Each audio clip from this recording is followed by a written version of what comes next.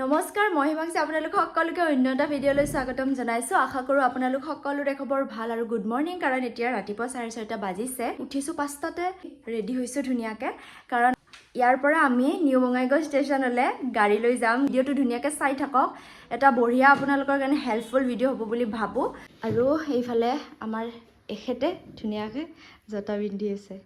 পুৰা ৰেডি না একদম ৰেডি যাবই লাগে এটা না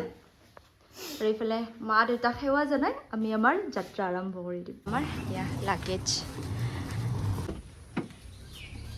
আৰু এয়া ট্ৰলি গাড়ীত উঠাই দিলে এতিয়া আৰু যোৱাৰহে কথা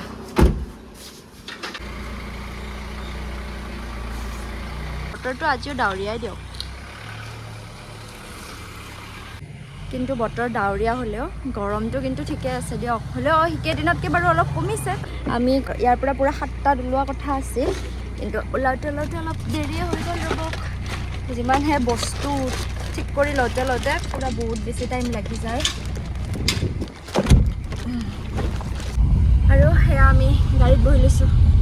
দুয়োটাই আৰু এতিয়া ফাৰ্ষ্ট মাৰ ঘৰত যাম আৰু সেয়া আহি পালোঁ ৰ'ব মাৰ ঘৰ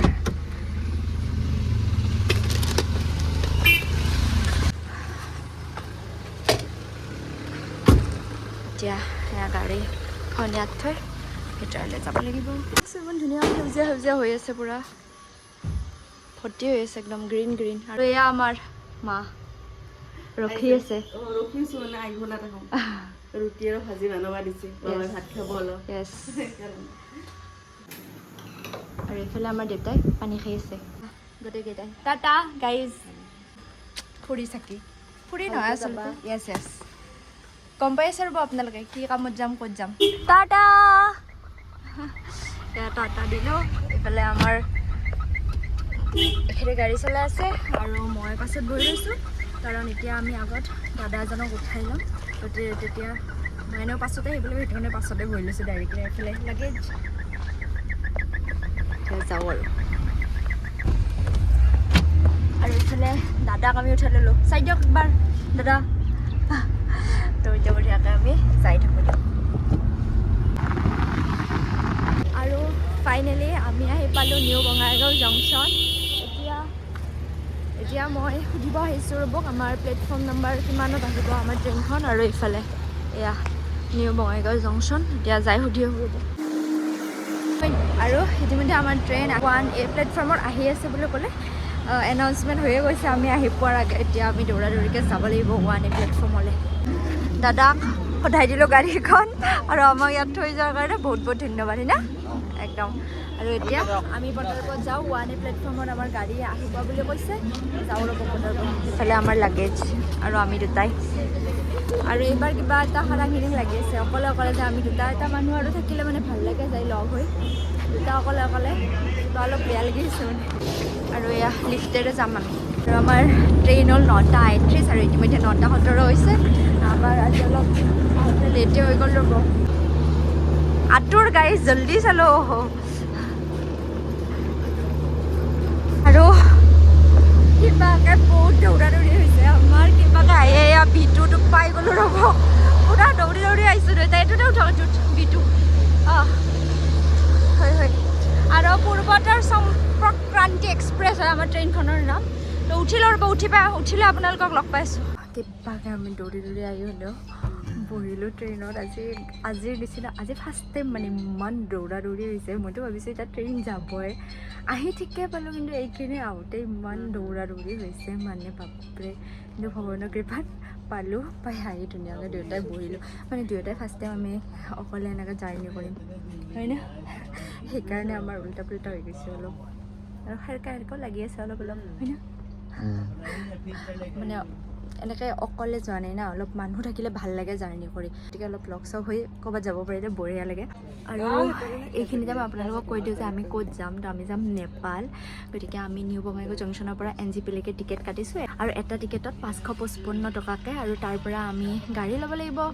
নেপাললৈকে যাব লাগিব কেনেকৈ কি যাওঁ চবখিনি আপোনালোককতো ধুনীয়াকৈ দেখাই থাকিম ধুনীয়াকৈ চাই থাকক আৰু আমি নেপাল যাম এই চচমিচ যে দুয়োটাই তাৰে কাৰণে মানে মোৰ অলপ চকুৰ কিবা কিবি অলপ প্ৰব্লেম হৈ আছে সেইটো কাৰণে দেখাই আহিম বুলি ভাবিছোঁ আৰু যিহেতু মোৰ কামখিনি মোবাইলত বা মেকআপত এইবিলাকত মানে বহুত বেছি চাই থাকিব লাগে তো কনচেনট্ৰেটটো বহুত কৰিব লগা হয় সেইটো কাৰণত মানে তাত যাই দেখাই আৰু ৰ'বক কেনেকুৱা কি শুনি আছোঁ যে নেপালত চকু বহুত ভাল চকুৰ বহুত ভাল এতিয়া গ'লেহে গম পাম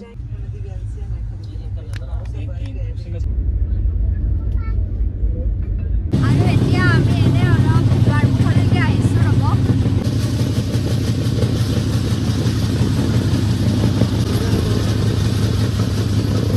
আৰু ফাইনেলি ৰখা নাই দেই আৰু আমি এনজেপি পাইছোঁ ৰ'ব ৰখা নাই ট্ৰেইনখন ৰখিব পুৰা অন টাইমত গাড়ী আহি পাইছে এক ছেকেণ্ডো লেট মাৰা নাই পুৰা টাইমত আহি পাইছে আৰু সেয়া আমি এতিয়া যাই আছোঁ ৰ'ব মানে য'ত চব গাড়ীবিলাক পাৰ্কিং হয় তালৈকে যাই আছোঁ চাওঁ কেনেকুৱা কি হয় আজি কিবা মানে বেছি দূৰ অহা যেন অনুভৱ নহ'ল তাৰ পৰা আহি পাইছোঁ অলপো গাড়ী চাড়ী লেট মাৰা নাই পুৰা টাইমত আহি পাইছে বঢ়িয়া আৰু ট্ৰেইনখন বহুত ভাল লাগিছে নামি আহিলোঁ এনজেপিৰ পৰা আহি এতিয়া ইয়াত পুৰা গাড়ী ভৰ্তি হৈ আছে এতিয়া চাওঁ ৰ'ব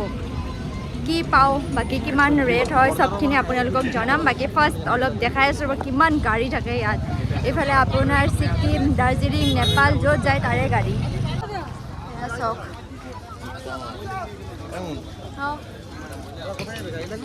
আৰু আহি মই এতিয়া এনেকৈ বেডিং লৈ ৰখি আছোঁ এওঁ গৈছে মানে এই প্ৰাইচ সোধাৰ কাৰণে নেপালত ইয়াৰ পৰা নেপাললৈকে কিমান হ'ব শ্বেয়াৰিঙত দুজন মানুহ লগ পাইছোঁ এজনে কৈছে 150 এজনে কৈছে 200 টকা এতিয়া আচলটোনো কি কিমাননো সঁচাকৈ কিমান লয় সেইটো সোধাৰ কাৰণে এওঁ গৈছে তো আহক আহিলে গম পাম আৰু কিমান লয় ইয়াত মানে কি হয় আপোনাৰ যেতিয়া আপুনি আহি নামি নিউ জলপাইগুৰিটোত নামিব তেতিয়াৰ পৰা আপোনাক মানে আঠা লাগি সুধিব যায় গাত ক'ত যাব যদি কয় বোলে অমুকত যাম আহক শ্বেয়াৰিঙত ইমান তাৰপিছত আপুনি নামি আহি ইয়াত আৰু এটা ক'ব যে ইমান ল'ব মানে ডিফাৰেঞ্চ দাম সেইটো কাৰণে তেওঁ সুধিব গৈছে কিমানকৈ বা গম পোৱা মই ভাড়াটো কৈ আছোঁ আপোনালোকক ফাৰ্ষ্ট উঠি ৰ'ব গাইছ সুধিও দিওঁ একেলগে কিমান হ'ব এইখনত আমি দুটাই অকল শ্বেয়াৰিঙত নগ'লোঁ এওঁ গাড়ী এখনে লৈ আহিলে আৰু এখন কি গাড়ী এখন গাড়ী কিবা কোৱাইট বোলে মই ইমান গাড়ীৰ চাড়ীৰ কথা নাজানো বাৰু তো ইয়াতে আমাৰ আৰু এজনটো লোৱা কথা আছিল কিন্তু নাপালে তো আমি দুটাই যাম আমাৰ দুটা টোটেল 650 ল'ব এতিয়া ইয়াৰে পৰা ক'লৈকে যাম আমি নেপাল বৰ্ডাৰ আৰু ইয়াৰে পৰা এতিয়া ফাৰ্ষ্ট আমাক ইখনে থ'ব নেপাল বৰ্ডাৰত তাৰ পৰা আৰু আমি বেলেগ গাড়ী ল'ব লাগিব তো চাই লওঁ ৰ'ব কি হয় এনে নৰ্মেলি যদি আপোনালোকে ইয়াৰ পৰা ধৰক নিজাকৈ এনেকৈ গাড়ী ঠিক কৰি যায় তেতিয়া ভাড়াটো বেছি হয় 1500-1200 এনেকুৱা হ'ব পাৰে কিন্তু এইখন গাড়ী মানে নেপালৰ পৰাই আহিছিল ভাড়া লৈ আহিছিল তো এতিয়া ইয়াৰ পৰা আৰুতো যাব লাগিব তো খালী গাড়ী যোৱাতকৈ মানে তেওঁলোকে পেচেঞ্জাৰ পালে তেওঁলোকে অলপ কমতো মানে লৈ যায় তো আমাৰ 650 ল'ব কিন্তু শ্বেয়াৰিঙত আপোনাৰ 200কৈ লয় এটাৰ তো আমাৰ 400 গ'ল হয় শ্বেয়াৰিঙত গ'লে এইখনত আহে অলপমান 250 টকা বাৰু বেছিকৈ গ'ল কিন্তু ইয়াতে অলপ সোনকালে যাই পাম যে আমি সেইটো কাৰণে আৰু এয়া শিলিগুৰি এইফালে পানী আৰু গৰমটো বঢ়িয়া আৰু এতিয়া টাইম হৈছে পুৰা 2:08 তো এওঁলোকে কোৱা মতে আমি 1 ঘণ্টাৰ ভিতৰত যাই পাব লাগে এই নেপাল বৰ্ডাৰ পাব লাগে বুলি কৈছে তেওঁলোকে এতিয়া গম পাম পুৰা 2:08 মই চাইছোঁ ঘূৰি পুৰা চলা মানে গাড়ীখন ষ্টাৰ্ট হোৱা টাইমটো এতিয়া যাই পাব লাগে 3:08 দেখতে হোতা হে কিয়া আৰু আপোনালোকক মই এটা কথা ক'ব ৰৈ গৈছিল যে নেপালত আহিব লাগিলে যদি আপোনালোকে ফ্লাইটেৰে আহে পাছপৰ্ট লাগে আৰু যিহেতু এইখন এখন বেলেগ দেশ হয় সেইটো কাৰণত সোমালোঁ নেপালত মানে বৰ্ডাৰৰ সেইখিনি ভিডিঅ' কৰিব নিদিয়ে তো সেইটো কাৰণত সেইখিনি ভিডিঅ' নকৰিলোঁ আৰু তাত একদম চেকিং হয় আপুনি ডকুমেণ্টছ দেখাবই লাগিব যে আমি ইণ্ডিয়াৰ পৰা আহিছোঁ সেইটো প্ৰুফ লাগিবই আমি আধাৰ কাৰ্ড দেখাইছোঁ আৰু আধাৰ কাৰ্ডটোৱে আনিব পাৰিলে মানে বেলেগ ডকুমেণ্টছতকৈ আধাৰ কাৰ্ডটো বহুত মানে ভাল হয় ভাৰতৰ 100 টকাটো ইয়াত 160 টকা হয় আৰু চবচে ডাঙৰ কথা জীৱনত প্ৰথমবাৰ মই ওচৰত হ'লেও বিদেশত আহিছোঁ গাইছ বহুত ভাল লাগি আছে যিয়ে নহওক বিদেশে ইণ্ডিয়াতো নহয় এখন নেপাল হয় গতিকে মজা লাগি আছে আপোনাৰ কেনেকুৱা লাগি আছে বিদেশত এয়া নেপালৰ ঝাণ্ডা পতাকা সুন্দৰকৈ উৰি আছে আৰু সেয়া আমি হোটেল পালোঁ ৰ'ব এখন বিচাৰি সেয়া নামটো হ'ল হোটেল পেৰিছ। AC আৰু নন AC ৰুম দুয়োটাই আছে। আৰু ইয়াত গৰম আছে, মই নাই বুলি ভাবিছিলোঁ। অলপ মানে কি ৱেডাৰটো অলপ ঠাণ্ডাই হ'ব বুলি ভাবিছিলোঁ, কিন্তু নহয়, গৰম পূৰা। ভিতৰত যাম ব'লক। डॉगी ऐसे क्यों? आंटी हाई कर दो आप।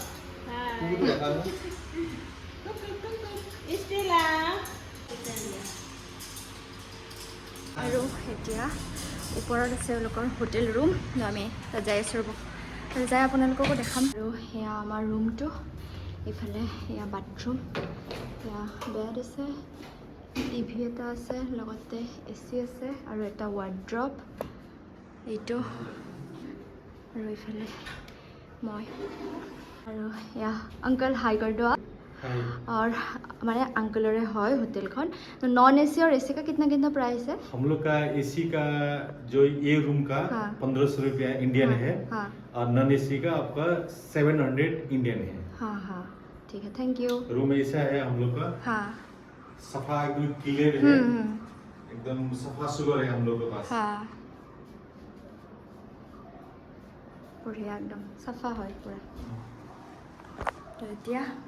আমি ফ্ৰেছ হৈ লওঁ, তাৰপিছত আপোনালোকক লগ পাই আছোঁ। আৰু আমি বঢ়িয়াকৈ খালোঁ, পূৰা ৰুটি আলু ভাজি খাই মানে বহুত ভাল লাগি গৈছে একদম। বহুত টাইম একো খোৱা নাইতো, এতিয়া অলপ ভোকো লাগিছিল, তো বঢ়িয়াকৈ ধুনীয়াকৈ খাই দিলোঁ, তো বঢ়িয়া লাগিল খাই। মই আপোনালোকক জানাম বুলি কৈছিলোঁ যে আমি একদম কিমান টাইমত আহি পাওঁ, একদম নিৰ্দিষ্ট জেগা। আমি বৰ্তমান হস্পিটেলৰ ওচৰতে একদম আছোঁ। দেখাম আপোনালোকক। আজি পিছে হস্পিটেল বন্ধ, মানে আজি শনিবাৰ, তো শনিবাৰে এইখন হস্পিটেল বন্ধ থাকে, যিখনত আমি ভাবি আছোঁ বৰ্তমানলৈকে যাম বুলি। তথাপিও আমি আৰু অলপ সোধা-সুধি কৰিম ইয়াত যাই, তো সেইটো বাৰু গ'ল। আৰু আমাৰ টাইম লাগিছে 2:08 গাড়ী পুৰা ষ্টাৰ্ট দিছিল, আৰু 3:30 আহি একদম মেইন জেগা পাইছে। বাকী বৰ্ডাৰক 1 ঘণ্টাত পাই যায় না, বৰ্ডাৰ 1 ঘণ্টাত পাই যায়। আৰু আপোনালোকে তাৰ পৰা মানে NGPৰ পৰা যিখন গাড়ীত আহিব সেইখন মেইনকৈ বৰ্ডাৰলৈকে আহে। তো তাতে যদি আপোনালোকে নামি তাতে ই-ৰিক্সা আছে, আমি দেখিছোঁ আহোঁতে, তো ই-ৰিক্সাটো আহিব পাৰে। তো এতিয়া খাই লৈ অলপমান ৰেষ্ট লওঁ, তাৰপিছত আমি ওলাই যাম। অলপ ফুট-পুচ কৰিব লাগিব, যিহেতু আমিও নতুন এইটো ঠাইত। আৰু এতিয়া আমি অলপ ওলাই আহিছোঁ, আৰু ইয়াত আমাৰ চিম একদম কাম কৰা নাই, নেটৱৰ্কে নাই।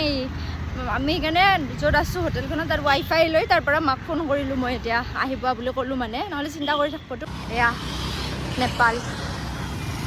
এইখন হস্পিটেল, এইখনতে আহিম আমি কালি। দিব্যজ্যোতি IN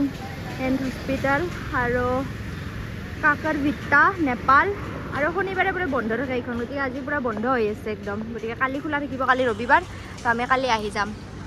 ইমান চব হোটেলে জানে না, হোটেলে। আমি এনেই অলপ ওলাই আহিছোঁ চাবৰ কাৰণে কোনফালে কি আছে। চব হোটেলে চব হোটেল, একদম লাইন পাতি আছে চব। আৰু ইয়াতে এতিয়া আমি মানি এক্সচেঞ্জ কৰোঁ ৰ'ব। আমি 2000 টকা দিছোঁ ৰ'ব, 3040 টকা পাইছোঁ আমি 2000 টকা দি। এতিয়া কোনখন কি নট চাই লওঁ ৰ'ব। আৰু এয়া এইখন 1000, আমাৰ তাতে 1000 টকা নাই, 500 বঢ়িয়া, 500 চাওঁ, 10-20 টকা,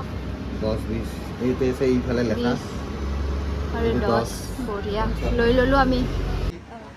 আৰু এনে আমাৰ তাতে 100 টকাটো ইয়াত 160 টকা হয়, কিন্তু এনেকৈ এক্সচেঞ্জ কৰিলে আপোনাক 160 টকা নেদে, তো আমাক 152 টকাকৈ দিছে। তো আমি 2000 দি 3040 টকা পালোঁ হয় না, 3040 টকা পাইছোঁ আমি। গুড মৰ্ণিং, আৰু আজি হ'ল নেক্সট ডে। এতিয়া ৰেডি হৈছোঁ, তো এতিয়া পটাপট হস্পিটেল যাওঁ, যাই কিনে আপোনালোকক তাত ভালকৈ কৈ আছোঁ কথাখিনি। আৰু আমি আহি পালোঁ, কিন্তু আমি যিখনত যোৱা কথা আছে দিব্যজ্যোতি,